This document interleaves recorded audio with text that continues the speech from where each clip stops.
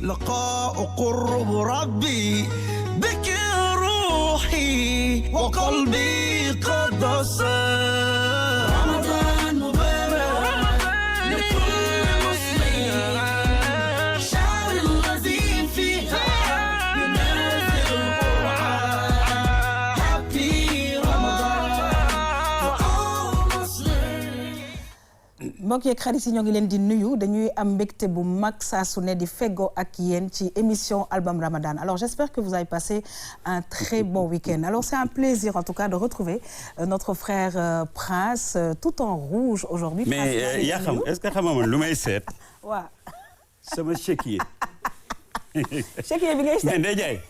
sama chéquier laay seet. est-ce que duñ la ko jottali. mais kan moo mais ku la lët. mi ngi tudd Aji Daaro. Aji Daaro. fu mu dëkk. kan moom moom mi ngi nekk wetu Ngor de moom rakk Ousmane Faye la. Ousmane Faye mel na. waaw bi fi ñëwoon keroog Ousmane. bu su ko jamono. mais maman lett yi doy na waar. non macha allah. mbokk yi ñuy seetaan merci dellu soit nañu ak yéen seen album Ramadan comme ni ko Yakham di waxee. bonsoir et bienvenue. ñu ngi lay dalal jàmm bu baax a baax di kontaan ci sa teewaat ci studio bi suñu xarit Prince mbokk yi xam ngeen ne émission bi dañu ci wéet dañu ci ànd ak ñi nga xamante ne bii ñoo féetewoo wàllu chronique yi alors di kontaan nag macha allah ci suñu xarit Rougui parce que tout simplement tey la mu ñuy indil daf ñuy neex ci wenn wàll di ñu gën a neexaat ci weneen wàll. parce que tout simplement waaw Sénégal dafa bëri ñu nga xamante ne bi dañu am diabète. alors il était important que balaa émission bi di jeex wax dëgg yàlla. ñu ñëw ci feebar boobule kon nag ki nekk ci album bi moom liggéeyam loolu la dinañ ci xuusaat dans quelques instants waaye Rougui c'est toujours un très grand plaisir à chaque fois di feggoog yow dafa mel ne dañoo sopp lool suñu drapeau bi parce que da nga ne verte ma ne jaune Prince daal di ne rouge. gis nga ko li ko waxee noonu la Sénégal rek nag. Sénégal rek nag ndeysaan. ñu ngi ci def noonu rek di fa jaaree di la nuyu. di nuyu maman nuyu Prince. nuyu suñu invité de marque bi nag nga xam ne dañ koy suivre ci télé bi. mu doon jigéen bu jàmbaare. macha allah di ndamu jigéen ñëpp. di nuyu téléspectateurs yi di leen wax ne nag tey dama indi lu am solo. waaw dañu dem chaque fois dañuy nekk ci wàllu wér-gu-yaram waaye tey nag. dama gën a gunge askan bi. surtout nag ñi nga xamante ne ni dañuy dund ak jàngoro bi ñu naan diabète. ak seen weeru koor bi. naka lañ ko war a tëralee. ba duñ ci am ay jafe-jafe yooyu ñu naan complication. diabétique kontaan nañu bu baax a baax Prince ma bàyyi la ak suñu xarit. non la belle maman yow da nga liisal xanaa lii lan lañ koy wooyee liisal. wax nga lu yàgg la. maman man nag gis nga Ndeye man nii laa leen di kaañoo parce que su may jigéen lañu quoi et puis dañu baax quoi maman. waaw Prince ñu ngi lay dalal jàmm. merci beaucoup ñu amaan mbégte ak bànneex rek daal di feggoog yow. di waxoon ne namoon nañ la nag de. raw nañ la. mi ngi noonu nuyu Yakham Thiam borom lekk gi. ak suñu invité. nuyu suñu invité bi nga xam ne comme li Rougui wax rek loolu lay rejoindre parce que moom dafa doon koo xam ne fierté jigéen ñëpp la. macha allah ñuy ñaan yàlla yàggal taxawaayam. daal di nuyu nag Rougui sama xarit bi nga xam ne moom bu génnee ci santé rek man dama koy feelu. ñu daal di dem ci li nga xam ne moo di wàllu alimentation wàllu gastro. daal di waxtaanee li nga xamante ne moo di tamit diabétique yooyu nga xamante ne nii ci weeru koor bi même bu dul weeru koor tamit dañoo war a waxtaanee ni ñuy alimenté woo ndax loolu aussi bokk na ci leen di dimbale ci jàngoro bi ba xëy na bu ñu ko dee dundaalee tamit du leen sonal. donc loolu dinañ ci xuus ci kanam tuuti indil leen ay lekk yu mucc ayib yoo xamante ne nii incha allahu rabbi bu ñu ko toppee rek ñoom daal dinañu feebar mais du ñu yëg seen feebar. kontaan nañu bu baax a baax Prince comme nag ni ko ñëpp waxee. yaakaar naa ne dañuy kontaan à chaque fois suñu feggoo ak ay jigéen. te nekk nag jigéenu Sénégal nekk ay jigéen yu jàmbaare. mu nekk secteur yu bëri yu nga xam maa ngi ci nuyu d'ailleurs capitaine Lo. mi ngi gendarmerie nekk. jigéen la mais day dawal avion. donc moom itamit mu nekk jigéen bu jàmbaare ak secteur yu bëri yu nekk Sénégal yu nga xamante ne bi macha allah foo xalaat rek ne jigéen dugg fa jigéen a nga fa toog di fa def liggéey bu rafet Prince ma bàyyi la nga présenté nag Ndeye Ndiaye Tyson ku ko xamul tamit dégg nga ko parce que su ma juumul tamit ci wàllu promoteur nekk na jigéen ju nga xamante ne bi moom daal samp na ndëndam daal non samp na ndëndam et puis xoolal kenn dëkku ko nag ni nga koy gis ni c'est une brave dame sànq da nga wax ni jigéen buy dawal avion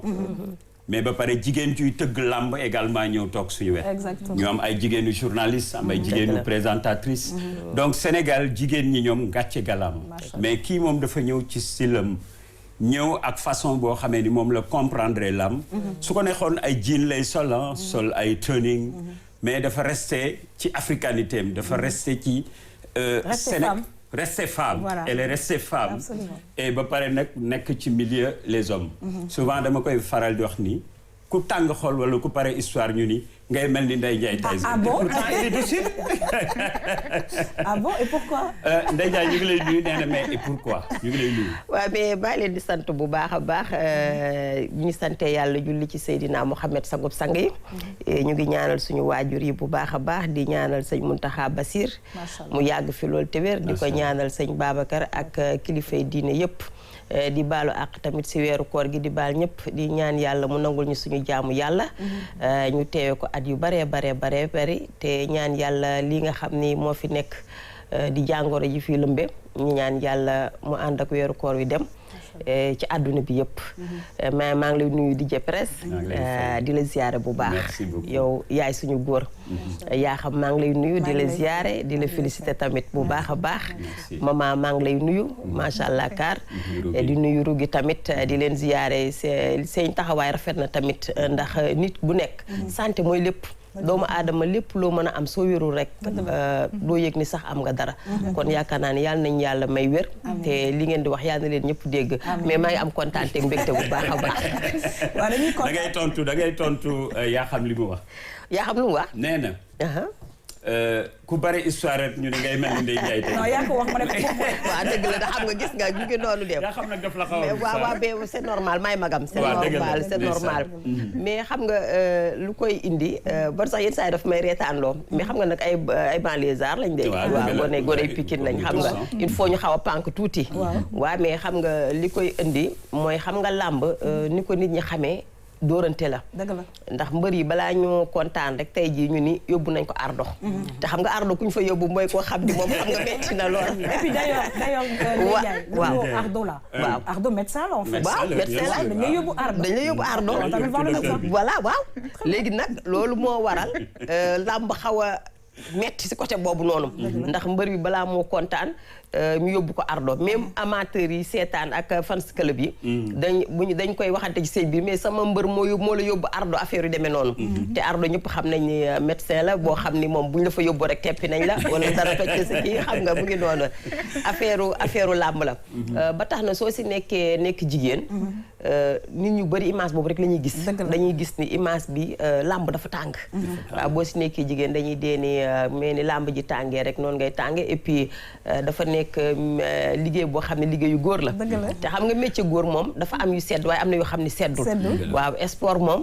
jigéen bu si duggee rek dafay metti ndax sport moom kenn mënu koo triser waaw léegi balaa maa ngi waaj a dugg ci album Ramadan léegi une question est-ce que Ndeye Ndiaye elle fait du sport ah bien sûr ban sport non mais man damay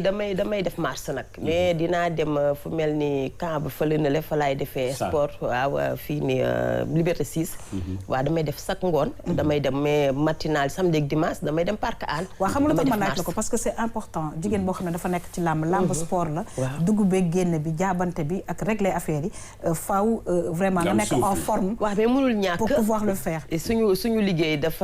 ñu laaj chaque jour dañuy actif exactement loolu il faut soo liggéey ba ngoon jot ay 18h da ngay dem defi sport. très bien weekend bi tamit samedi ak dimanche da ngay dem parc Hann.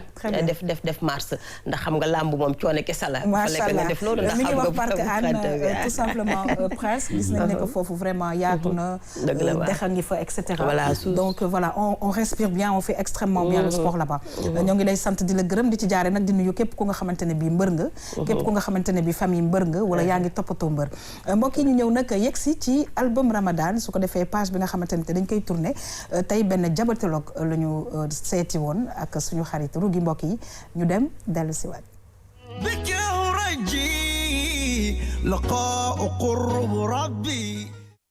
yaa xam maa ngi leen nuyu di Diop Prince di nuyu ñu ngeen bokkal plateau bi yépp ak seen téléspectateur di leen remercier si invitation bi Babacar Niang bon sénégalais bu juddoo Kaolack màggee Kaolack yaroo Kaolack maa ngi jàngee école primaire El Hadj Ibrahima Niass bu Medina Baye ma fa amee entrée en 6e jàngee lycée Valdiodio Ndiaye bu ma amee bac laa soog a ñëw Dakar defee fi étude médicale spécialisé wu si pédiatrie ginnaaw gi nag dem naa bitim réew defi say stage bu ma ñibbisee si liñ ma nommé université fa laa jàngalee ba fi mu toll nii. sama cosaan Saloum maa ngi fàttaliku ko ñun bu ñu nekkee xale dañuy yaru tradition yaru village carrément la ñuy yare parce que maa ngi cosaanoo sama yaay mu ngi cosaanoo ginnaaw këram ji wel Touba Niane sama papa mu ngi cosaanoo Afé si ginnaaw Ndiéyène donc ñun dañu mos a dund villageois bu école tëjaan sax dañu daan dem bay parce que bay moom gën a marqué si sama xale parce que comme école bu tëj da daan tombeek nawet ñun xale bu ñu daan fubal nawetaan ñun dañ daan dem si village bu bay jàngi wàlla alxuraan jàngi wàlla xam-xam loolu moom vraiment marqué si sama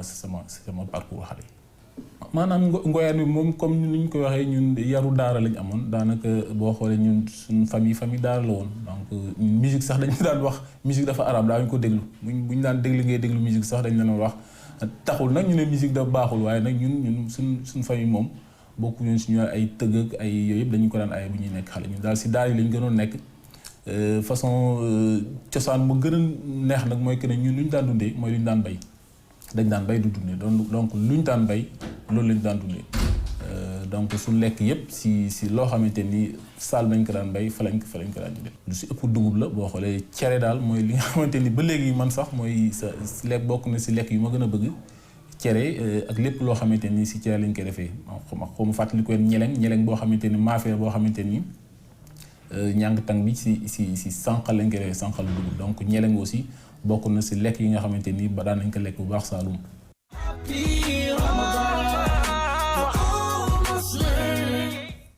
waaw presque dañuy nuyu képp ko nga xamante ne bi yaa ngi cosaano Saloum. Alors docteur Babacar Niang diabétologue ca Prince mu indil ñu lu am solo lu nga xamante ne bi yaakaar naa ne il faut que ñu delluwaat ci muy suñu mbay mi bay dundee am na solo te dafa am njëriñ sax si yaramu nit dafa bay dundee parce que mi ngi wax dugub di wax cere di wax ñeleng di wax ay plat yoo xamee ni daanaka boo xoolee moom way juróom wu góor bu fekkee mi ngi dund ba léegi boo ko gisee dafay robuste dafay taxaw day am kattan te gis nga ñooñu waxuma nag moom mais ñi dëkk ci zone boobu ak ñiy jëfandikoo ñooñu da ngay dem ba dañuy am 85 ans boo rombee xale nga yaakaar ni seen sët-sëtaat la alors que seen doom la alors que seen alimentation moo baax en plus maintenant li gën a am solo ci li mu wax ci wàllu éducation mooy ñun bi ñu nekkee xale dañ ñu doon gëmloo ni musique baaxul xam nga waxul ni dañu gëmoon daf ni dañ leen doon gëmloo xam nga gëmloo boobu parallèlement lu muy jur éducation bu baax njàng sa alxuraan sa école ba tey la preuve universitaire la woon absolument il est devenu professeur Prince xam nga lu wolof di wax nee nañ nopp buy dégg day bopp ba dana am bay jaaw je pense que c'est à peu près comme ça alors Rougui yow mi nga xam ne yaa demoon ci docteur Babacar Niang mu nekk ay spécialité au Sénégal yu nga xam ne c'est assez recherché présentement absolument parce que ay spécialistes lañ yoo xamante ne booy seet sax boo nekkuñ ci diabétologue kese parce que dafa def endocrinologie en même temps donc tu vois prononciation bi déjà ñoom dañ lay wax ay termes yoo xam ne da lay réeral sax parce que tellement que ils sont un peu généraliste dañuy boole spécialistes yu bëri am ci xam-xam ba nga xam ne foo leen laal rek ñu wuyu waaw parce que en fait sooy def des études de médecine jusque 7 ans yi ñoom ñoo koy bokk mais après il se spécialise ku ci nekk absolument dañuy spécialisé wu donc maintenant il est diabétologue et dañ koy gërëm bu baax a baax moom Babacar Niang très disponible recevoir ñu jox ñu ay conseils tamit ci li nga xamante ne yépp ci kanam dinañ ci dugg ci santé bi waaye rek ci wàllu portrait bi nga xam ne def na ko mu soxee ko fële ci Kaolack te ku ne xam na ne Saalum yi fonk nañu mbay waaye rawatina ci famille bi mu jógee famille baykat la nekk ci village yi te ñu ancré woon ci bu baax a baax nag parce que nee na vacances yi ñoom vacances du jot te demuñu ci tool yi dem bay te bay bi sax boo dee seet nekkul ne rek loo xam ne dañ ko soxla mais dañ koy bay dundee nekkul lu ñuy jaay mais dañuy bay dundee mais tamit loolu dafay tax ñu wan xale yi ne leen rek da nga war a jàmbaare amul ne école rek année scolaire rek da ngay jàngi bu vacances jotee nga yàccaaral déedéet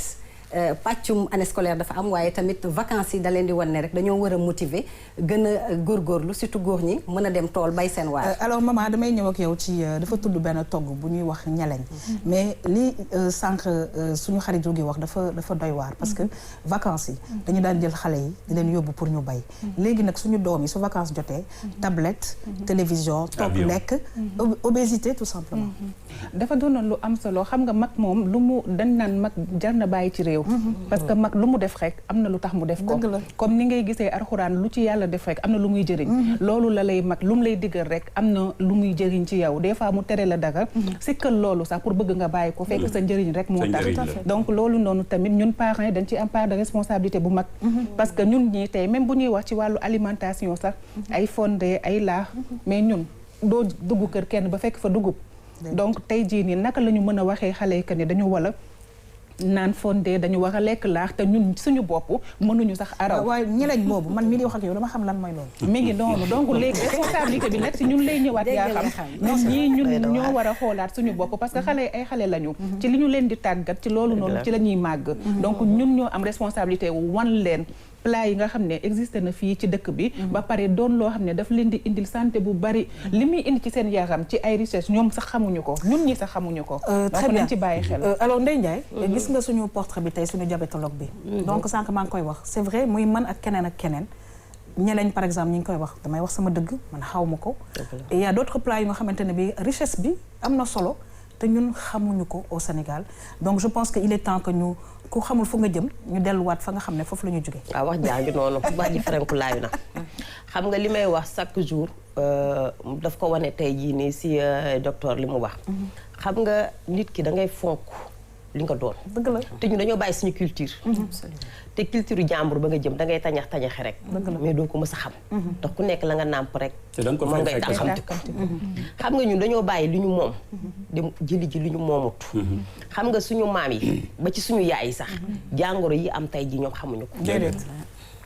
xamuñu ko ndax li wax bay dundee li ci nekk dafa bëri dafa nekk loo xam ne dafa lew te li dugg ci biir lew rek déjà biir ba day tranquille carrément beneen bi stress bi nga xam ne dafa nekk fii jamono ji léegi nii mais bu njëkk ba amul woon déedéet mais da ngay dem bay teg sa gerte teg sa dugub mais di araw di cere mais ba ci ñun ñi nga xam ne dañoo juddoo ci banlieue bi mais comme waa village lañ mel ndax banlieue moom mooy village su Dakar ndax loolu lañu xam bi ñuy jàng mooñ mais ay xale yu tuuti lañ waaw ay xale yu tuuti lañ ñu jàngaloo ñu mooñ jàngaloo ñu araw ñu di ko togg te jamono ji metti na metti boo xam ne ku bëgg a noppalu da ngay dellu ci ñoom maam xam nga nit ki waratoo complexe si boppam nit ki li nga moom ngay tiitaroo foo dem moom ngay yóbbu ndax tamit nit ki waroo xeeb sa bopp mais ndax yàlla mooy cërale sax am identité dafa nekk mais mooy culture voilà mais ñu dañu bàyyi suñu culture dañu bàyyi suñu culture moo ñu taxa léegi gis nga li presse di wax léegi nii man sama maam bi nga xam ne moo jur sama yaay comme li ngay wax xam nga mën nga ni sax mag ñi di yëg li di dégg mais man dama ko dund ak sama maam man dem naa ba sëy ba am doom ba sama doom nekk mag mais sama maam am na ay 85 ans mais di am doom bu góor di am doom mais macha allah kaar mais xamul woon lu dul bay dundee waaw bien sûr mais man gis naa ko mais man sama doom moom ak sama doom maam dëgg la xam nga mais te mooy defal boppam lépp moo koy defal boppam mu ngi ak fasam macha allah kaar mu ngi dund bu neex bu nee tëll tey moom buggul sax lekk suñu lekk yi. la santé se trouve dans la santé. te gis nga ñeleng boobu ngay wax noonu. mais dafa am solo. da gis nga dugub dafa war a njëkk ci biir dafa war a mujj ci biir. fekk yaa ngi koy fanaanoo doo am mettitu biir xam nga bu njëkk ba da ngay yeewu sa bët yi ngeen baal ma ci wax ji dafay am laas. dëgg la. mais da ngaa gis ku dem ba nekk màgget. te ak mag ñu njëkk ña ba tey ñu ngi liidu ay journal. mais léegi xale yu judd tey jii nii mais dañ leen taxal ay mepp te gis nga laas boobu li mu doon def ci nit. ñoom ci doomu aadama mooy day raxas sa bët ba mu set wecc. soo yeewoo laas maanaam cere ji nga reere. dëgg la wala fonde bi nga reere. mooy dajaloo noonu. génn lépp loo xam ne ay taq la da koy génn sa bët bu njëkk bi da ngay yeewu sa bët yi dafay def laas ngay lii loolu sa bët yi day set wecc. ça n'existe plus. mais dama bëgg a rebondir ci maman Adja Ndeye maman dama ko dégg léegi mu ni ñun mënuñu mooñ ça j'ai tiqué quoi mënu leen mooñ parce que lan moo tax mënu leen mooñ mooy wee yi ngeen di poosé wala da ngeen nekk ci milieu yoo xam ne mënu leen mooñ loolu moo ma jaaxal quoi. en fait bu ñuy wax waaw mais ñëpp la ñuy waxtaan. dañuy wax d'une manière générale rek waxtaan ak ñi nga xamante ne nii peut-être ñoom ñi ngi koy dund. ndax man mii di wax ak yow. suñu waa kër ñi ngi may seetaan. démb rek laa toog di araw. weeru koor bi yëpp fonde bi ñuy naan man maa koy araw. parce que man lépp bëgguma dem jëndi ci. parce que damay wax ne que ne xaw ma nu ñu ko defaree. donc damay préférer ma defaral lépp sama bopp. jàngalal nañ ma ko nag avantage bi. mais ñëpp xale amuñu yi loolu léegi kenn du leen ko jàngal. ci parents yi la. ci parents yi la xale yi je pense que c'est un problème. waaw parents yi ci la ñu parce que da ngay gis sa parent boo xam ne moom ci boppam mënu ko. amul temps wu tamit même bu ko mënee pour jàngal la ko. problème de temps nag moom la ñu am. Prince problème de temps dafa impacté trop sur l'éducation de nos enfants. alors dañuy dellu si nag mbokk yi ñuy seetaan di fàttali seen émission album Ramadan ci RTS 2 alors je rappelle c'est du lundi au vendredi 18h15 lay démarrer waaye nag dinañ ko rediffuser après le journal de 20h alors Prince dañuy ñëw ak suñu invité parce que mënuñu ko bàyyi nii rek te duñu laajte pourquoi le Ndeye Ndiaye et Tyson. waaw mais c'est normal xam nga comme li ma ko waxee léegi rek Ndeye Ndiaye Tyson dañ ko tudd dàkkantelee benn mbëru làmb muy Mohamed Ndaw ñu bokk na dëkk Pikine man nag yàlla dafa def comme ku nekk boo juddoo li nga ku nekk da nga am choix comme ñoom DJ Prince dañ doon dem nekk ci musique bi affaire yu demee noonu mais ñun dañu juddu bëgg làmb ñuy seetaani ay mbapat waaw mu ngi noonu waaw waaw c'est vrai wax nga dëgg léegi nag dañ daan seetaani ay mbapat boobu Mot Ndaw nekkagul mbër mais dañ daan dem di seetaani mbapat njëm si yàlla ndongolo ñu nag ñoom baabooy et cetera mbaru Pikine yëpp ñu daan dem di wër ay mbappat guddeeg bëccëg boobu ñu ngi nekk ay tout tànk mais dañ ko bëgg dañ daan toog ba weekend bi ni nga dégg ndënd rek comme dañ daan wax naan ay ndëndu jinne la mais da ngay wër a wër ba sonn doo gis fan la tëgg yi nekk mais xam nga suwaa la rek comme ni ñu koy waxee loolu lañ bëggoon mais léegi nag bi Mouhamed Ndaw duggee si làmb ji yàlla defoon nag muy dem ay mbappat di gagné kenn yëgu ko léegi nag damay dikk non seen waa kër yëguñu ko mais ñun ñuy ànd ak moom rek waaw ñooy ànd ak moom waaw ñun ñooy ànd ak moom waaw suñuy mag lañ ñun ñooy ànd ak ñoom chaque jour biñu demee nag ba yàlla def mu jóg man damay dikk fekk ay grand yu toog Pikine yëpp comme xale bu sob rek ma dikkee ni la grand na nga def nuyoo ak yow ni la mais démb Mut Ndaw ñoo demoon mbappatu nangam ba moo fa daan nee na su gañee day tudde boppam Tyson bu ñu ko jàppalee di wax noonu sonal nit ñi ku ni tëll sax ne jaay kaa jëndali ma attaayam waaye damay daw ba sonn dikk yàkkamti dikk pour nettali la suñu làmb démb léegi nag ma la jël ñëpp ndax xam nga boo bëggee dara da ngay bëgg ñëpp bëgg ko xam nga fu ma toog loolu laay waxtaane mbappat bi passé noo bii di ñëw gis nga grand Tyson mën Ndaw nee na bu ñu ko jàppalee day tudde boppam Tyson boobu demagul si arène bi mais grand yi ma lëjël leen lëjël boo xam ni nag suñu toogee di waxtaan sañ waxtaan sax bu ma nettal ñu ni sa tëtëtëtët Ndeye Ndiaye Tyson na googu ndax dama yàq sañ waxtaan loolu moo indi Ndeye Ndiaye Tyson nu mu toll waaw mais boobu mbër la est-ce que boobu mu ngi seeraas waaw boobu mu ngi jaabante xam nga rek xam nga comme li ñuy wax gis nga nit da ngay gëm sa bopp chaque jour tout à fait ndax comme li ñuy wax doon na jàngatul dem na uti ji métier mu ngi dem fii ndax papaam moo nekk Seras mu ngi dugg ak a génn mu ngi def ay business am di dugg ak a génn waaw ndax nit bu nekk da ngay góorgóorlu rek ba yàlla fekk la si kenn xamul fan la sa buntu di féetewu daal waaw loolu moo ko indi boobu nekkagul si làmb ji après nag loolu moo ko indi ñuy ànd ak moom ba yàlla def ma créer fans club maa ko njëkk a créer may créer ko nag fépp nag Sénégal yëpp ma créé fa fans club waaw ma mujj nekk présidente nationale bi mais ñu koy jàppale bu ñuy dem làmb ñu cotiser waaw dem seeti tamit ñi nga xam ne ñooñu mag ñu jàppale ñu defar ay t-shirt sama kër ñu wàcc fa kaamil yi dem uti ay ñaan cumikaay mais xam nga làmb ñëpp a yore cumikaay képp ku bëgg mbër bi rek da ngay yore cumikaay waaw ndax yenn saa yi sa benn maam wala sa benn nijaay wala ndax ni nga ciy sonne yenn saa yi ci fans club bi nañ dem seeti sama nijaay nangam sama xaritu lii ñu def loola ay ñaan xam nga soo dikkee wàcce kaamil yi bu ñu dem làmb ji defar suñu ay t-shirt ñoo ko njëkk a def xam nga yàlla dimbali ñu si nag ñu dem ba benn moment nag xam nga jot amatul et puis ñu xam ni tamit loolu mënul continuer ñu bàyyi ko suñu raq yi daal di xalaat ni ñu dañoo war a dugg si làmb ji. léegi nag foofu da ngay teg sa baaraam foofu. yàlla tàkk bu ko defee nu xuus dellu si waat. alors maman Rougui gis ngeen nag nit ku nekk dafa am histoire. te li ñuy wax mbir boo ko mbappatul. doo fa nekk ci kanam. donc mu nekk lu am importance parce que voilà doon dem làmb ànd ak borom làmb ba mujj gi nag nga doon promoteur je pense que àddina noonu. àddina noonu la mais tey invité bi ñu indi daf ma neex parce que li tax mooy. man xamuma woon li lépp si moom. man pour man dafa jékki-jékki rek. am xaalis album Ramadan c'est ça. waaw mi ngi noonu mais RTS2 sax noonu lay doxee macha allah donc tey jii man découverte laa def bu mag ci moom nii te xam naa ne dinaa si bëri ay morom. parce que am na ñoo xam ne dañuy jàpp ne peut-être dafa dem ba am xaalis wala mu am ay sponsor daal di ñëw dugg si làmb ji pour def ko métier mais xaw ma woon ne comme ni mbëri naan dañuy mbapat moom noonu la mbapatee aussi ba doon tey jii li mu doon. est-ce que xaalis bi sax nekk na fa. aw ma xaalis on va en parler. maa ngi sant da waaye aw ma xaalis. waaye est-ce que doo nekk comme ñiy bañ chaque journée amuñu xaalis. dëgg la non c'est-à-dire day am leen loo xam ne moo ëpp xaalis. d'accord waaw day am leen loo xam ne moo ëpp xaalis ndax tey xam naa la rek am naa bénéfice si yow. déjà wax ji nga ma wax rek. moom ëpp la ay milliards. waaw loolu mooy xaalis. waaw ni ma ko waxee rek. loo doonul taalibe moom. mënoo fexe ba doon sëriñ. dëgg la donc dafa wane jaar-jaaram. wane ne daf cee dem ak gëm-gëm. gëm boppam waaye gëmit ki mu àndal. maanaam gëm li nga xam ne moom lay dugg. ba tax na mu xuus ci. ba fi mu ne nii te yaakaar naa ne nag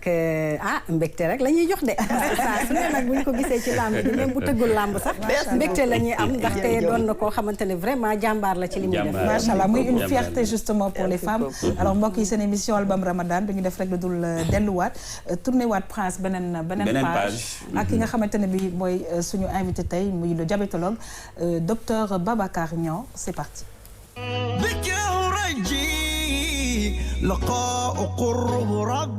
diabète moom feebar boo xamante nii la day lu koy màndargel mooy suukar bu bëri sa yaram te nekk loo xamante nii giiru dund la nekkul suukar bu yëg tay rek mais suukar boo xamante ni day yëg sa yaram daanaka tout sa dund yëpp da koy yëg suukar bi yëg loolu mooy li nga xamante ni mooy diabète boo xoolee nag dafa bëri ay façon li ñuy wax type de diabète am na type 1 mooy bi nga xamante nii sa yaram du mën a defar insuline bi nga xamante nii moom nga soxla pour reesal dugub bu nga lekk ci bëccëg bi ak diabète boo xamante ni bu ñuy wax type 2 boo xamante ni sa yaram dina am insuline mais insuline boobu da dul dox ni nga xamante ni moom la war a dox ñaari façon diabète yooyu daal mooy diabète yi nga xamante ni moom lañ ëpp lu ñuy gis ci àdduna bi am na yeneen façon nag comme diabètu jigéen bu wóorul ñuy wax diabète gestationnel moom tamit dañuy remarqué nañ ne muy gën a bëri fi mu toll nii ci àdduna bi mais ñaari façon diabète yi nga xamante ni moom lay gën a ràññee daal mooy type 1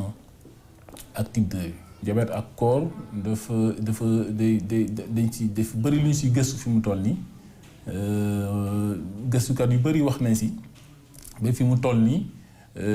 daanaka daal mën nañu wax ne diabétique bi dafa bëri ay façon am na diabète yoo xamante ni mën nañu woor am na yoo xamante ni conseil leen ñu woor am na ñoo xamante ni mën nañu woor diabète yi nga xamante nii dañ leen aaye ñu woor nga xamante nii vraiment on dit que bu ñu woor mooy yi nga xamante ni da nga am type 1 boo xamante ni équilibré wu diabète type 1 mooy yi nga xamante ni nga soxla di pikiru tous les jours ñaari yoon wala ñetti yoon wala ñeenti yoon ci bés bi ngay pikiru insuline kooku moom dañ naan kooku warul woor diabète type 2 bi nga xamante ni dafa am ay complications tamit nga am complication yoo xamante ni soit dafa laal sa xol soit dafa laal sa roño nga am insuffisance rénale wala mu laal sa bët ba sa bët yi amatul gis-gis bi wàññeeku wala boog diabétique boo xamante ni day am complication aiguë ñaar la benn bi suukar bu wàcc trop boo suukar wàccee da ngay gis ne yaa ngi lox ngay ñax boo deful dara boo lekkul da ngay daanu dans le coma nga perdre connaissance loolu la ñuy wax coma hypoglycémique wala beneen bi nga xamante ni coma hyperglycémique la koo xamante ni suukar dafay yéeg trop defoo dara suukar bi yéeg trop da ngay dem benn instant nga def lu ñuy wax acidocétose yooyu boobu wala hypoglycémie dafa nekk urgence yoo xamante ni mën na faat nit ki donc bakkan nag fu mu menacé woo koor kooku koor wàcc nag waaw maa ngi leen di gërëm encore une fois Yakham et Prince di leen gërëm si invitation bi di rek lu mu bëgg a jeexalee mooy faju baax na trop mais fagaru moo gën.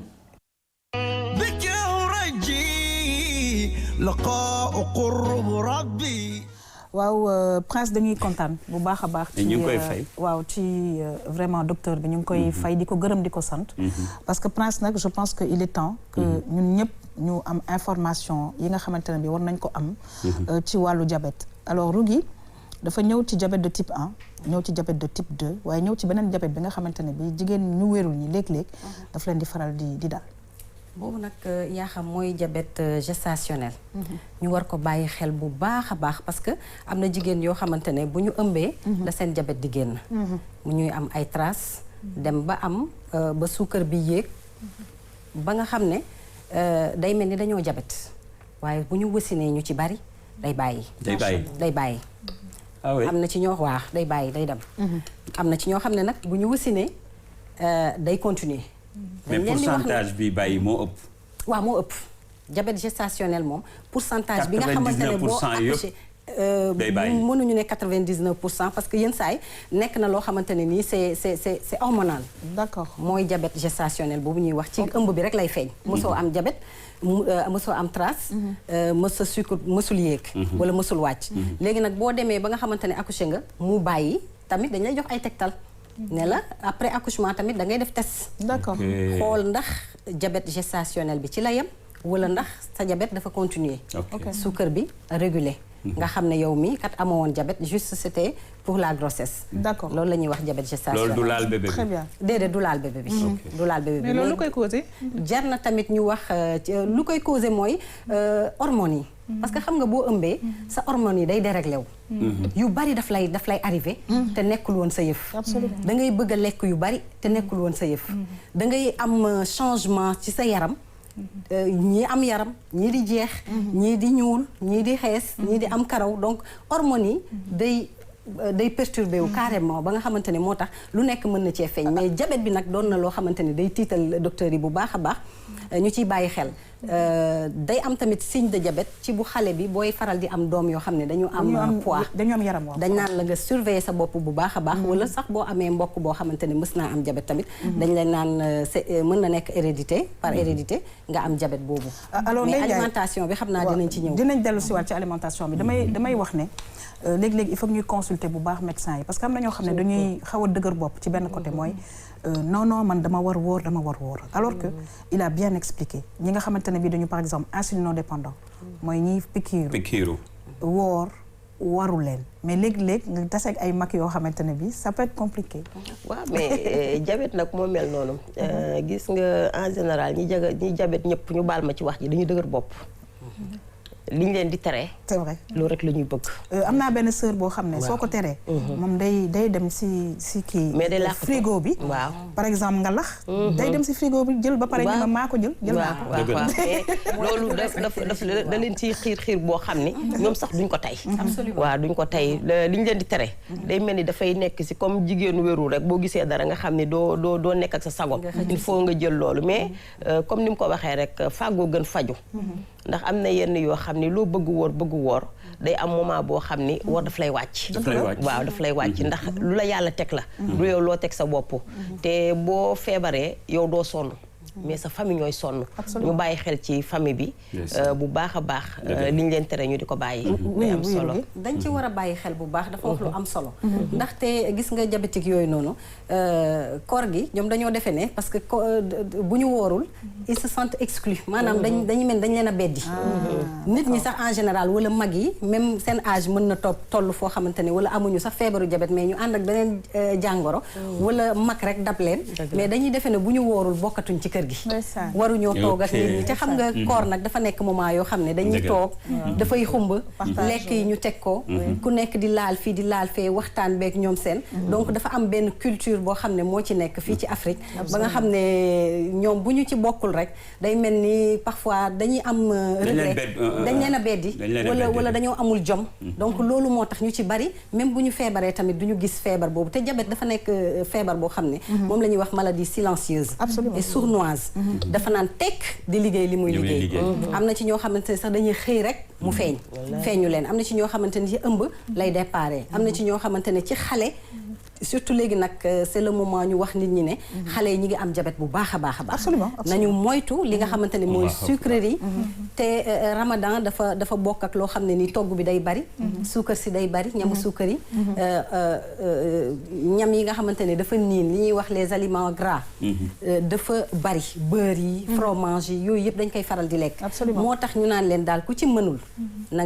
nga bàyyi parce que suukar bu yéeg wala suukar bu wàcc suukar bu yéeg bu ñu naan hypoglycémie hyperglycémie baaxul mën na la yóbbu ci comment alors justement damay dellu si waat ak yow maman mu wax tamit ay feebar yoo xamante ne bi mën na ci jógee prince yu doy waar ndax day laal rein yi te gis nañ problème yi nga xamante ne bi ñi am problème mu rein la ñuy jàkkonteel dana laal xol bi dana laal bët yi moom daal en fait diabète ça détruit dafa yàq lu bëri yaa xam dafa doon feebar bu doy waax nag boo xamante ni la nii malheureusement pour ñun dafa bëri léegi trop xëy na bu yàgg ba sax daan nga ko dégg ba nit ñi boo luñ ko dégg sax dañuy tiit parce que luñ koy dégg bëriwul mais léegi kër goo feebaru patron la mi ngi noonu mooy li ngay wax sànq nag feebaru patron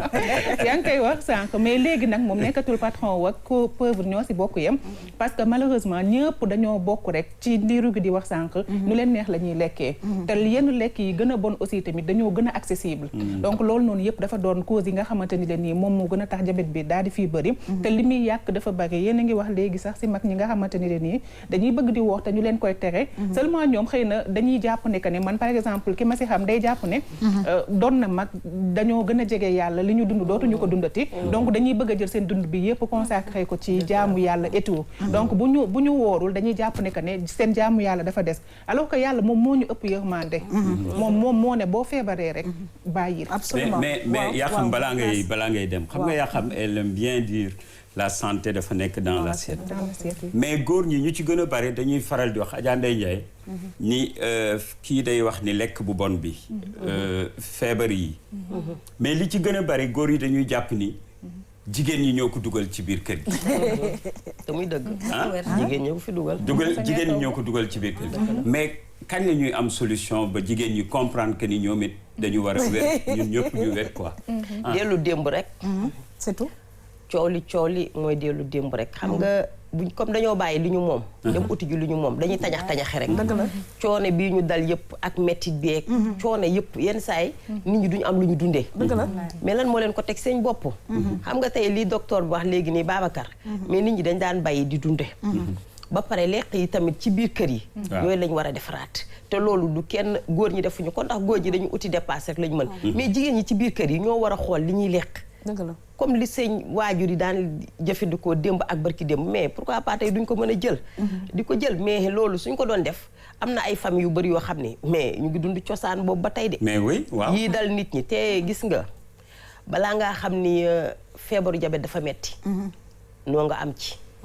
man mii li ñuy wax léegi nii dama xaw a absenté sax ndax weeru kooru daaw bi ñu umee ñaari fan sama raq bi topp si man dafa amee woon diabète comme li may wax nii dama xam tuuti si diabète ba mujj mu jàpp ko si rein bi ñu si koor gi bi mu kiyee ñaari fan la génn àdduna moo tax dañu wax sax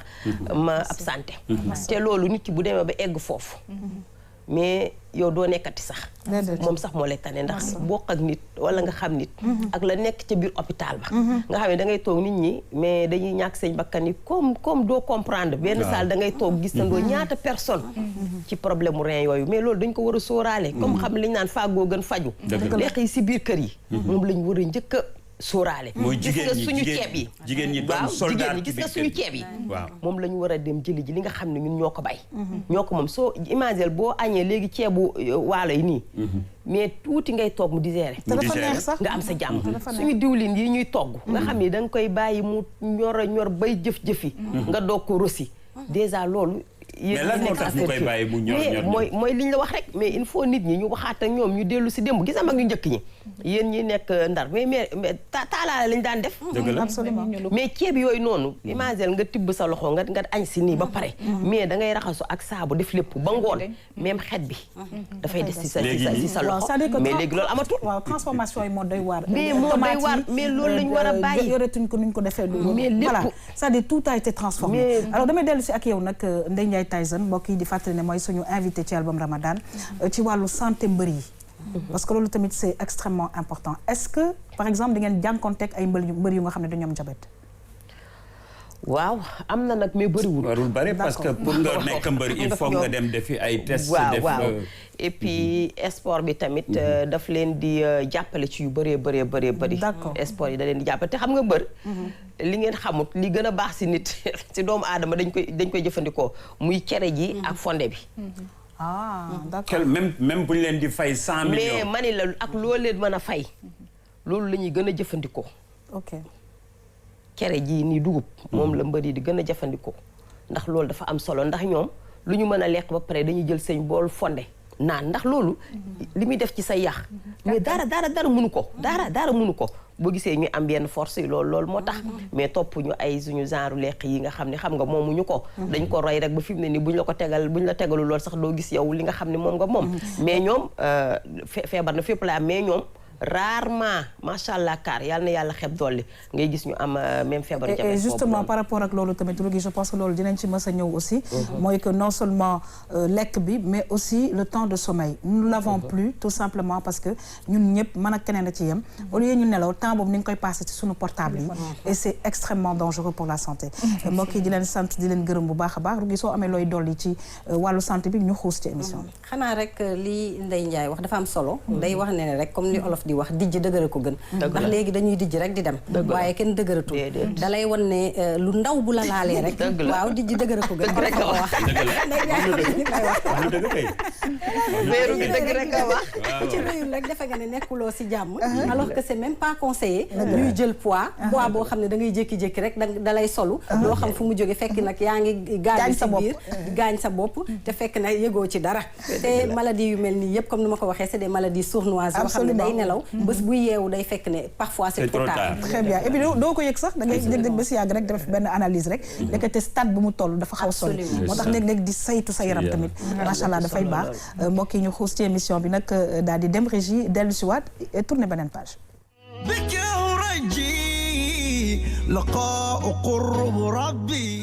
jërëjëf yaa xam weeru koor bi nag moom ñu ngi si profité déjà di ziare Sénégal yëpp di leen baalu ak di leen baal te ñaan yàlla aussi yàlla nangul ñu suñu koor nangul ñu suñuy naafile te jégal ñu suñu rëq-rëq waaw donc de façon lekk moom xam naa ne dama ko bëggoon bàyyi rek faaleen yi ak jaayeen yi mais dinaa joxe juste man li nga xamante nii bu ma dogee moom laay bëgg mooy man bu ma dogee bu ñu nootee déjà bu ma jëlee sama benn tàndarma damay naan supp légume laay dogee damay jël sama supp légume naan julli ma jullee reer ma reeree nag damay fexe bu vraiment bu ma reeree dootuma lekkaat ba fajar wala boog bu may lekk tamit ma demee bay tëdd ma jël tuuti fruits yi lekk tuuti fruits yi mais ndox daal laay gën di naan si guddi gi bu ma xasee reer fajar gi nag moom bëgg naa di xëdd parce que non seulement sunna la mais aussi dafa baax si santé si nga xëdd mais xëdd bi tamit warul nekk ne bëgguma di jël lu ma neex vraiment loo xamante ni genre fondé wala ngalax wala caakri yooyu laa gën di xëddi fajar gi. supp légume bi dafa bëri lu muy indi non seulement day nekk loo xam ne dafa woyof bëri ndox parce que boo dogee da nga sa yaram day soxla ndox dina nekk ndox bu bëri booy indi légume bi dina la indil ay minéraux yëpp yi nga xamante ni soxla nga ko légume bi dina la ko indil ensuite indiwaale une bonne hydratation donc mooy li nga xamante et puis tàng bu mu tàng aussi dina dundalaat sa yaram yee sa cër yi te day nekk loo xamante day neex a reesal nga mun a reer lu te reer après reer bi moom añ lay doon le plus souvent lu ma daan añee rek comme le Sénégal li ñu añee loolu laay reeree. waaw donc damay bëgg toujours indi li nga xamante ni suukar boo xamante ni day yàgg sa yaram li ñuy wax ci médecine sucre lent suukar boo xamante ni mën na yàgg ci yaram lu yàgg comme dugub lépp loo xam ne dafa am dugub day am glucide boo xamante ni sucre d'absorption lente lay doon nga xam ne ci bëccëg yëpp mën na la téye sa yaram du manqué sucre du manqué énergie en plus day ndoxe tamit sa yaram ba tey day soxla ndox boo xamante ni ci biir bëccëg bi da koy soxla.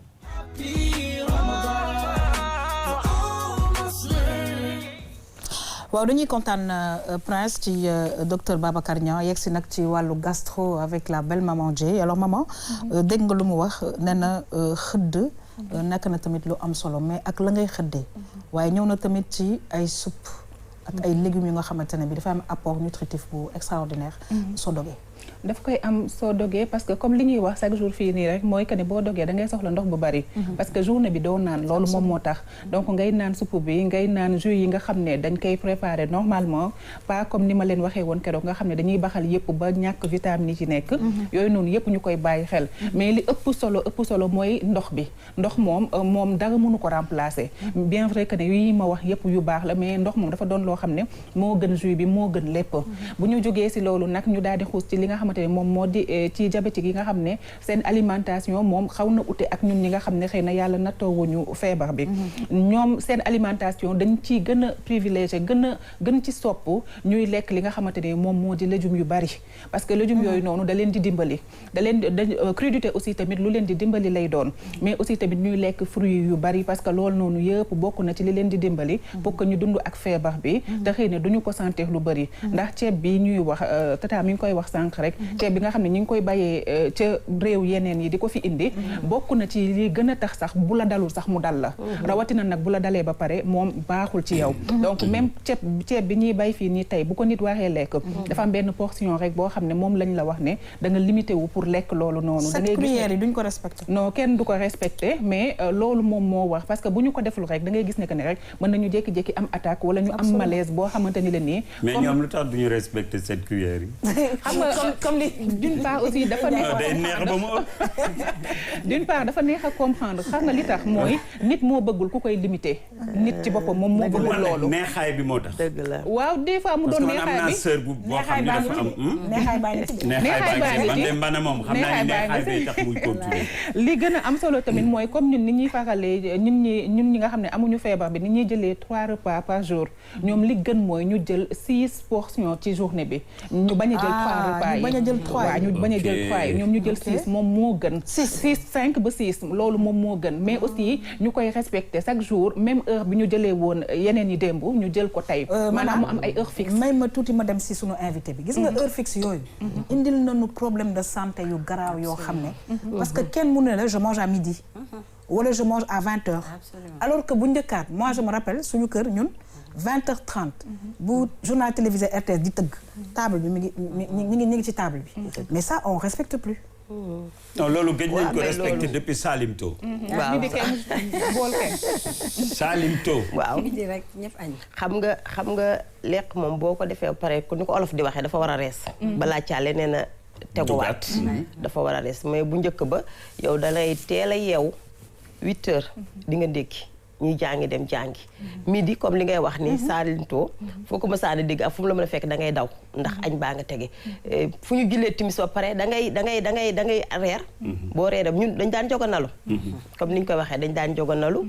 bu ñu jullee timis ba pare da ngay reer ñu doog a julli jee nga daal di tëdd amaatul génn su ko defee boo yeewoo suba teel bi da ngay xiif fekk yow li nga lekkoon yëpp dafay daal di denc ci sa biir bi mais léegi loolu dafa amatul ñam yii ñuy jëfandikoo mais boo ko xëyee jëfandikoo suba gi ba guddi sax du digérer du deñ mais waaw xam nga ak li ngeen di wax ni lépp li nekk si biir ñam yëpp loolu soo ko bëggee nag jëlaat leneen teg ko ci mais du forcément nga heure bu jotee da ngaa war a lekk non boo xiifee nga war a lekk oui maman waaw mooy comme li muy expliquer léegi rek xam nga tey jii moom comme li ñu koy waxee olof day wax ne que ne weñ gi mi ngi bañee ca mbanjaxaan ga comprendre nga donc dafa bëri loo xam ne ca base ba la yàkkoo avant nit yi dañu amoon temps wu xëy dem marché ñëw togg léegi nit yi dañuy congeler seen li ñuy lekk 15 jours mu nekk ci frigo bi seen dugg yeeg yëpp parce que problème de temps ba tey moom mooy ñëw posé ndax ñun ñëpp kenn toogatul ci kër yi da am na yenn yoo xam ne pour nga mën ko def araw bi ñuy wax léegi rek nit ñi amatuñu temps wu defal ko seen bopp dañuy dem ñu jëndi ko donc yooyu noonu yëpp problème de temps daal mooy suñu souci bi nga xam ne moom mooy mi ngi noonu donc yooyu noonu déedéet akara dafa am ci supermarché yi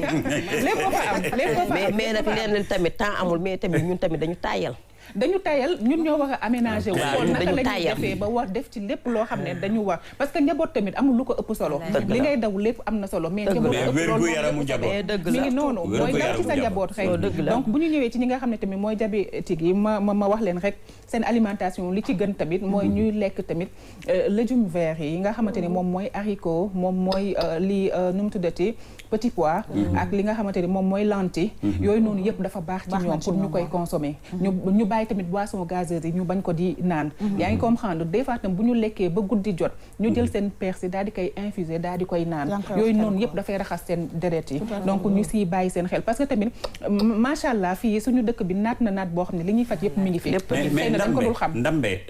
lan la ban rôle lay joué moom ndambe dafa baax dafa baax am protéine waaw dafa baax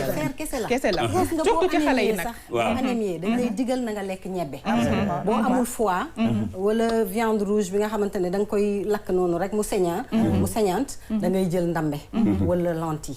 c'est riche en fer et c'est très bon pour la santé may kii mama rek gis nga li mu wax noonu dafa am solo gis nga ñun jigéen ñi dañu war di yeewu suba defal xale yi ñu ndekki dañoo tàyyal parce que gis nga diabète bii di law ci xale yi bu ñu deful attention fi mu jëm kenn xamul fan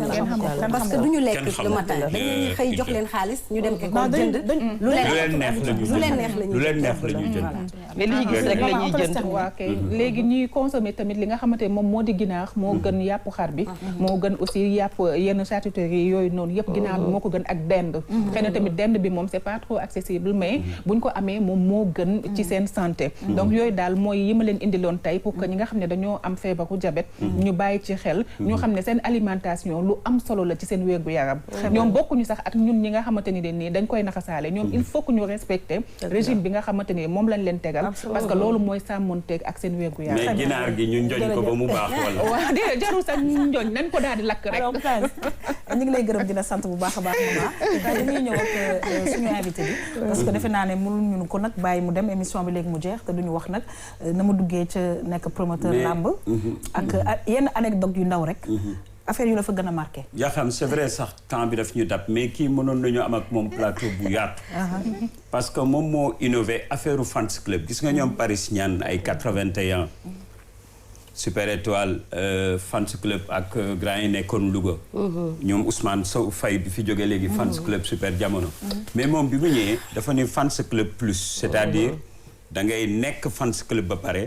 am njëriñ yow loo xam ni am valeur ajoutée boo xam ni mën nga ko apporter kii liggéeykat bu mag la su ma la waxee en dehors de combat li muy liggéey leneen loo xam ne moom lay liggéey da nga naan non kii nekkul ci loolu donc nañ ko bàyyi mu xuus ci loolu rek en tant que femme de développement yàgg naa ci nag ndax man maa ngi doon supporter bi ma gënee nekk xale Mor Fadam foofu nag amoon naa fa benn kii boo xam ne parce que Mor Fadam Wàdd la sant sama yaay sant Wàdd xam nga sama ñoom yaay ñoom ay gànjool dañoo bëgg seen deret surtout seen Wàdd ji comme ñoom presse léegi nag ma doon supporter Mor Fadam ba yàlla def xam nga ak Moustapha Gueye ñëw rek ñun ñëpp ñu dem nekkaat ci Moustapha Gueye léegi nag ñoom ñaar seen premier combat bi ñu amoon ak problème yi si amoon ak yu demee noonu ak bañ bi waaw kay mu ngi noonu problème yi amoon léegi noonu dañu waroon a bëre Moustapha Gueye ni dafa am soog xam nga si veyu làmb ji coow li bëri xam nga ñu tëggaat làmb ji xam nga combat bi demee noonu nag léegi nag xam nga supporter mbër dafa metti ma jàpp nag di déconner foofu noonu xam nga sama yaay tamit da gis boppam waaw waaw boobu damaa mere Mor Fadam ndeysaanam suñu papa ju wax jooju yàlla na ko yàlla xare ci àjjana firdawsi léegi nag sama yaay comme ni ma def noonu nag xam nga rek supporter moom da ngay wax lu la neex sama yaay génn ma kër ga waaw ni mu kër gi doo fanaan jël sama bagage yëpp sànni ci mbedd mi bu may nekk xale bu ndaw ma dem nag si kër gi ñu taxalool yaa ummi baaxum ak njuufa ma dem fa nag di jooy nag xam nga damaa bëgg sama yaay may jooy nag sama yaay ne leen di dugg ci kër gi damaa fanaane jooy mais 5 heures du matin laa jóg boobu ñu ngi rooti ji robinet ma dem rooti ñëw lay mbedd mi ba mu set lay kër gi pour bëgg sama yaay kontaan nag waaw di ko baab mais loolu du ma ko fàtte ci làmb ji ba nga xam ni nekkoon da loo xam ni dafa ma marqué ba tey dama koy waxtaane mais ñu dañu yàgg bëgg làmb ndax mooy nekk suñu sport national. naka lañ la accueillir première fois bi nga ne man dama bëgg nekk léegi promoteur bi nga waxal naka lañ la accueillir. bi may nekk promoteur dañoo dem seetaane ji benn du wër làmb xamuñu dégg tëgg bi rek xamuñu fenn la ma dikk ma ni gars yi mais jàppale leen moom organiser mbapat ñu ni ma mbapati la mais comme dañ koy wëri rek ñu ne ma yow da ngaa mën yow da nga tax la ndax boobu mbapat dafa metti ndax ñu suñ daan dem dañ daan yore suñu ay bagage bu ñu demee dañ koy miine ndax boobu mbapat moom mu ngi noonu. da ngeen yore seen ay bagage waaw mais ay yar suñu dikkee miine ko si suuf ay yar waaw ay yar mais ak góor ñi la ñuy àndal dak waaw mais dañuy dikk miine suñu dikkee bëre suñu gañee mais ñu feete dem ñibbi bu ñu gañee nag ñu gañee mais ñun ñu génne suñu ay miin daal di leen dàq di leen tóor léegi nag si laa njëkk organisé mbapat ma organisé ko xam nga macha allah affaire bi jàll mu mel ni stade laa ko tëggee ma koy def di ko def ba yàlla dimbali ma 2002 tombeek Sénégal gagné France muy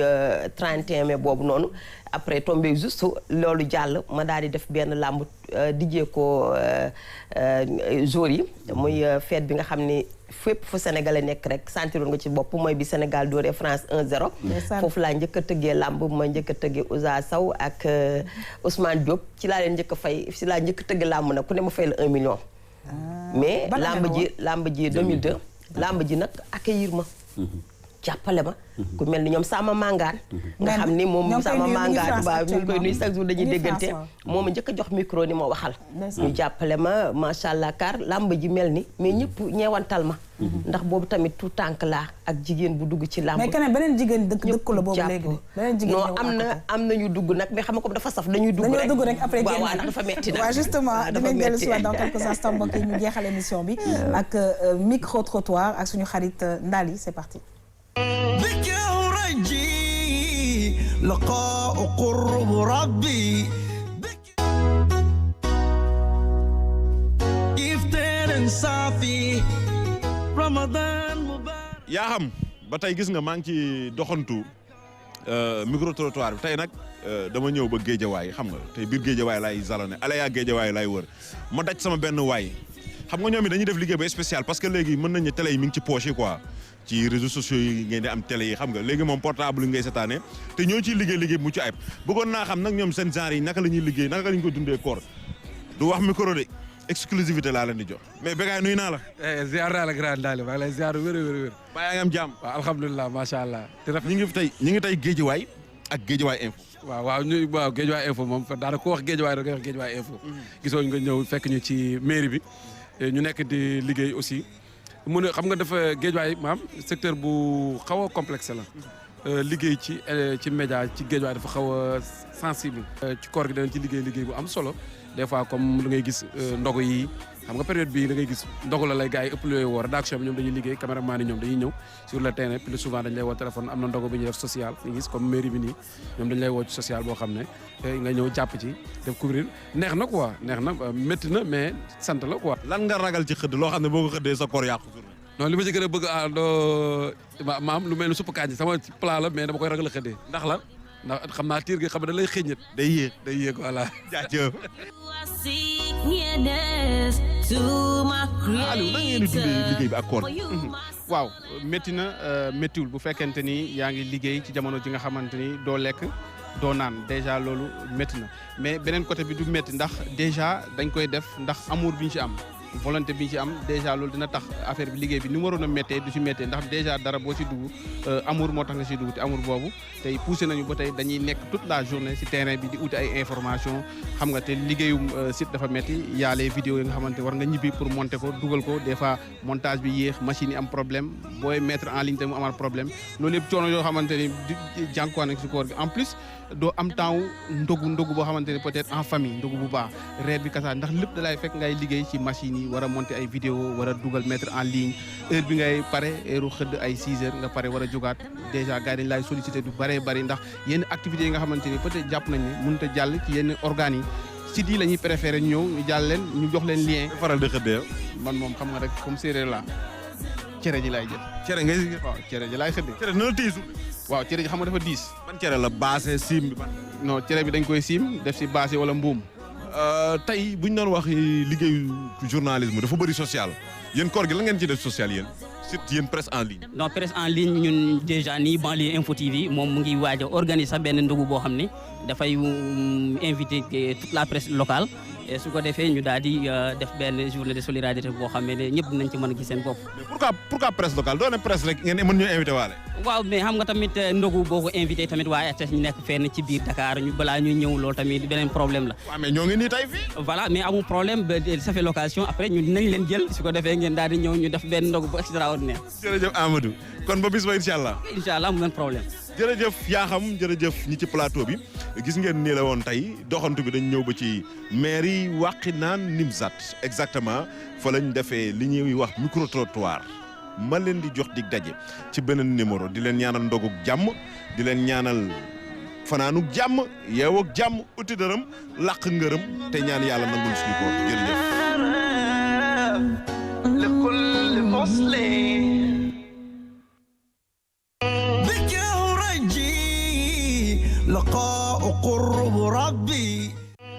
mais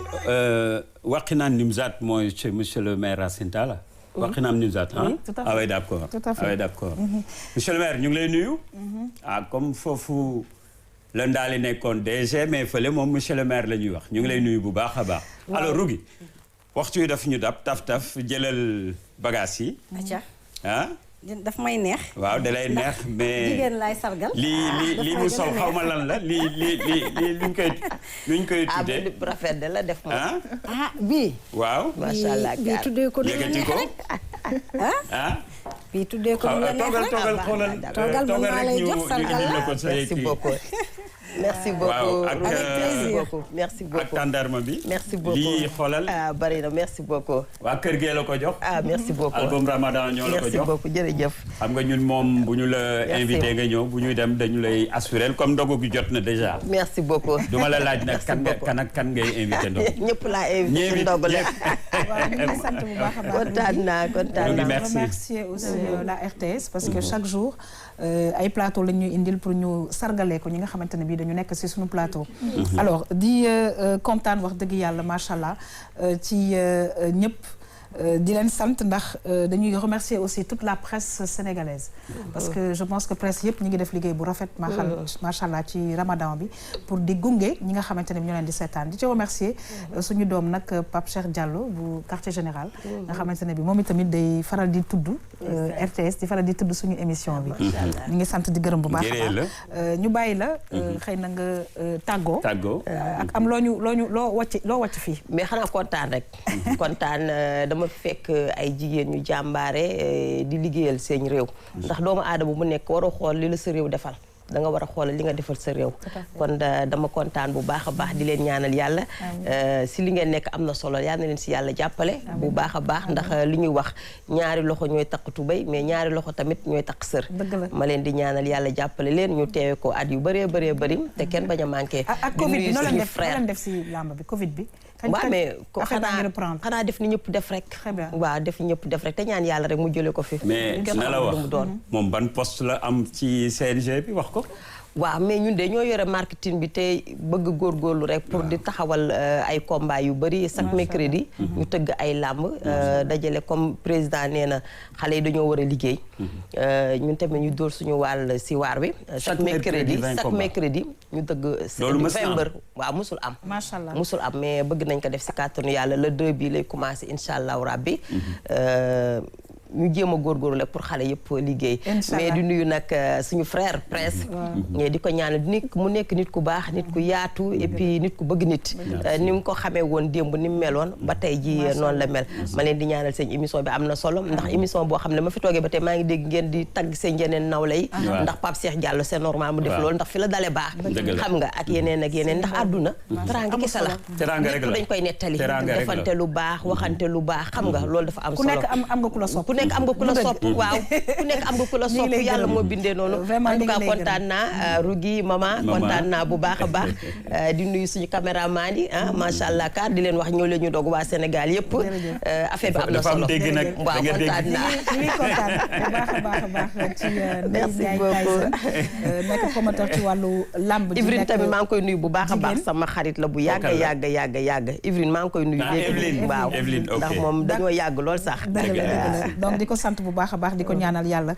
gën a ibbi liggéey bi gën a baax parce que jigéen bu ñu ko joxee marketing dañ ci am yaakaar. di remercier suñu xarit Rougui. La santé se trouve dans l'assiette. La santé avant tout. Merci beaucoup pour information yi nga xam ne indi nga ñu ko tey. Absolument la santé commence dans l'assiette tey bëgg nañu mu des ci. di ñaax jigéen ñi rek ginnaaw diabète moom dafa doon feebar boo xam ne dafa doy waar. te moom lañ leen indiloon tey. di leen ñaax ñu gën a farlu. delluwaat ci li fi maam bàyyi woon. wàññi produits importés yi. te di consommer local nag. jërëjëf kon nag ñu consommer local. alors si loolu la ñuy profiter di remercier la belle maman Dieye maman kontaan nañu kon nag diabétique yi defal nañ leen menu boo xamante ne bi ku ci jàpp defe naa ne suukar bi du yéeg. ku ci jàpp yaa xam suukar bi du yéeg ñu topp rek tegtal yi nga xamante ne moom lañ leen wax. parce que ñoom seen santé dafa doon suñu yitte. loolu moo tax chaque jour rek duñu jóg ci di waxtaanee lépp loo xam ne dafay concerner seen wérgu yaram di wax ne aussi tamit li ñuy bay ci dëkk bi ñu koy bay bu normal boo xamante ne nii buñ ko consommer tamit dina baax si ñun. parce que des fois tamit duñu bàyyi soble bi bu ñor duñu bàyyi pomme de terre bi mu ñor soo koy togg ndox bi di bari loolu yëpp motivé wul nit yi pour ñuy des ci li ñuy def ci dëkk bi. noonu lay jaaree remercier Bamba Couture moom mi nga xam ne moom moo ma solal sama frère.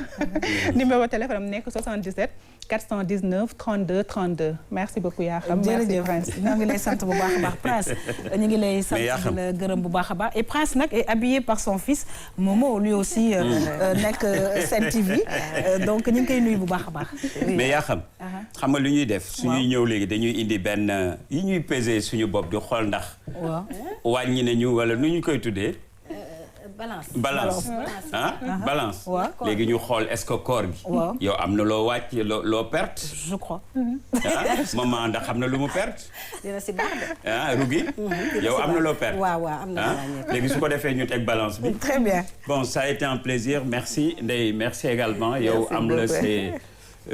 choix bu immense la parce que xam nga looy wax te xam nga noo koy waxee c'est important c'est un plateau boo xamee ni tous les soirs rek sur la 2 dañuy ubbi album malheureusement nag page yi ñu ngi jeex parce que ñu ngi jëm vers la fin du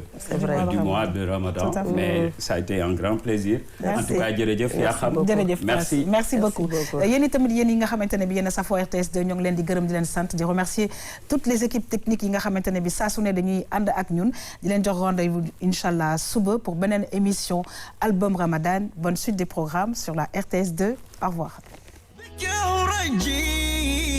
لقاء قرب ربي بك روحي وقلبي قد صار